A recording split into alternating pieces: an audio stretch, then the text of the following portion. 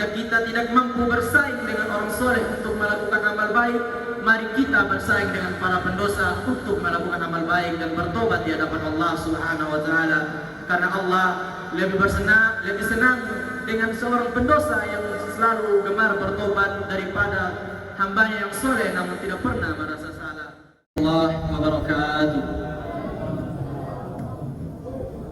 Alhamdulillah wassalatu wassalamu ala Rasulillah wa ala alihi wa sahbihi wa maulana, amma ba'd. Ya ma'asyiral muslimin, salat Isya dan tarawih rahimakumullah. Saya akan membawa kultum yang berjudul salat. Salat adalah perintah Allah yang wajib dilaksanakan dan dikerjakan bagi seorang muslim. Salat dikerjakan bukan hanya untuk menyembah Allah, tapi Allah juga sengaja menyuruh kita salat, bukan ingin memberikan beban ruku dan sujud. Bukan ruku dan sujudnya yang penting, karena semua makhluk tidak sujud pun tidak akan menurunkan status Allah sebagai Tuhan. Allah tetap Allah, tidak ada ruginya bagi Allah. Yang rugi adalah kita sebagai hambanya.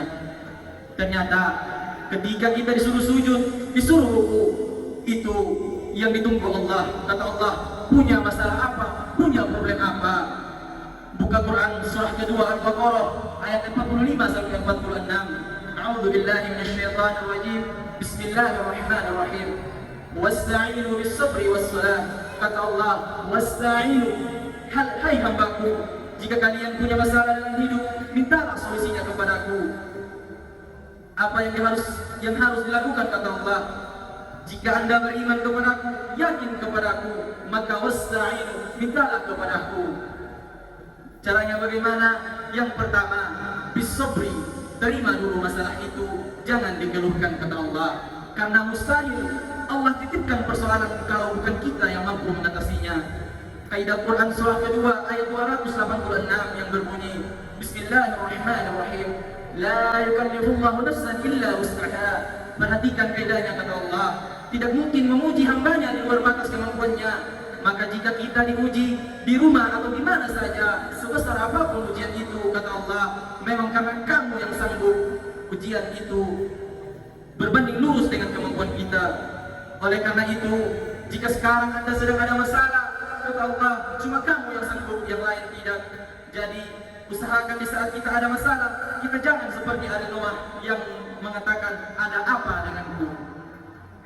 Ketika Anda menerimanya dengan sabar, baru datang kalimat kedua, wassalah, kemudian datang menunaikan sholat dan mintakan solusinya kepadaku. Maka dari itu, saya mengajak kepada seluruh jemaah, mari kita menunaikan sholat. Jangan sholat di saat ada masalah saja atau ada problem saja.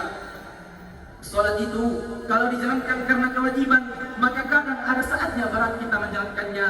Tapi jika kita menjalankan sholat karena kebutuhan, pasti ringan menjalankannya karena kita butuh Allah, butuh rahmat dari Allah Subhanahu wa taala.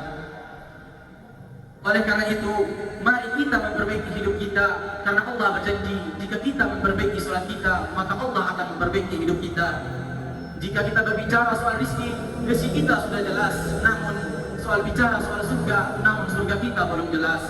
Maka saya mengajak untuk kita berbuat amal baik.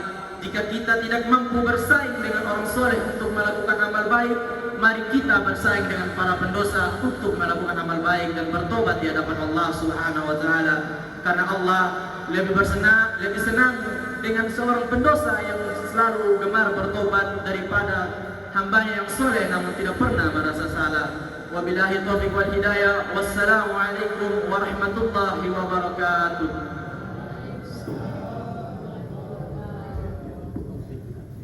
هذا التراويح على كتاب الأنبياء رحمكم الله.